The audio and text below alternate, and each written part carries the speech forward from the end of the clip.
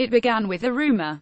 On the 25th of October, residents of Ambo, 120 kilometers west of the Ethiopian capital, Addis Ababa, heard word on social media that a shipment of smuggled sugar was due to pass through town. Sugar is so expensive now, the price has tripled, explains 18-year-old Israel, a first-year undergraduate at Ambo University. And they're exporting it to other parts of the country, but the people here don't have any.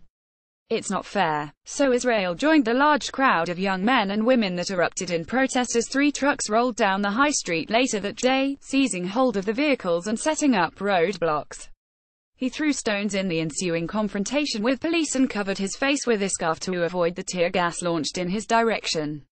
And he watched in fear as the national military entered the town that evening and, the next morning, began firing live bullets, killing 10 people and injuring more.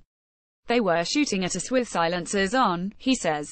One of the boys killed was only 15. They killed girls too. One was my friend. A lot of my friends have died. The sugar rumor and the tragic events it sparked exposed the bitter web of grievance felt by many in Ambo and the surrounding region of Oromia, home to Ethiopia's largest ethnic group. Anger at what is perceived to be an unequal distribution of the country's wealth, a pervasive sense of ethnic marginalization, frustration with the endemic corruption that facilitates crime and contraband, and, above all, a deep mistrust of the authoritarian federal government in Addis Ababa.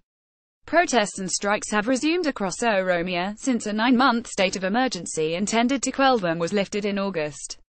In September, hundreds of Oromos were killed and tens of thousands displaced amid an outbreak of sustained violence along Oromia's border with the neighboring Somali region. And reports of communal clashes in other parts of the country have emerged in recent weeks. But for many, the return of violence to Ambo's streets was especially significant. It is the symbolic home of the Oromo struggle. Ambo is the heartbeat of the revolution, says Bilijuma Debari, a former Oromo activist and political prisoner now living in Addis Ababa. It is where it all began. The gates of Ambo University. Classes were suspended for a week after the unrest.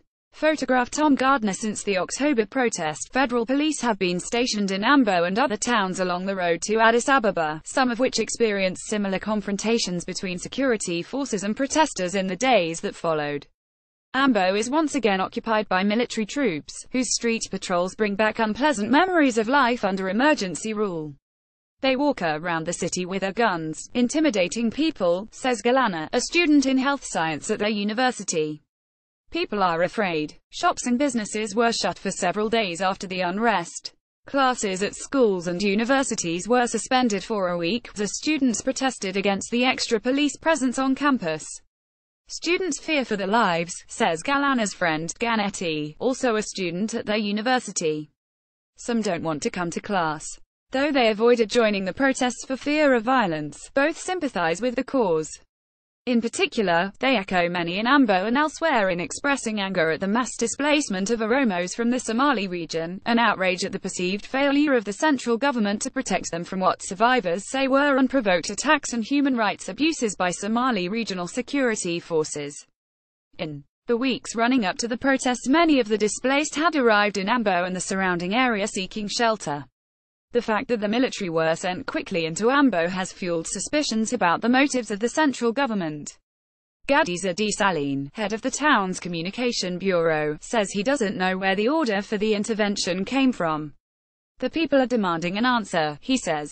Since the uprising, the town has been gripped by speculation and conspiracy theory, fed in part by social media, and many now believe the protests were the work of outsiders sent by the central government to incite violence to justify reimposing emergency law. The sugar rumor was intentionally circulated to provoke unrest, says Habtamu Wondermain, a 28-year-old rickshaw driver. Sugar always comes through this town. There's nothing unusual about that. He points to 2 bent-out trucks on Ambo's main road and, like other young men in the town, says it was the military, not protesters, who set them alight during the unrest. This was not a genuine protest, he says. The belief that outsiders are responsible for destabilizing the region is common across Oromia, strengthened by the mass arrests of largely non-Oromos by the regional government in recent weeks, which has led to concerns that minorities in the area are being targeted unfairly.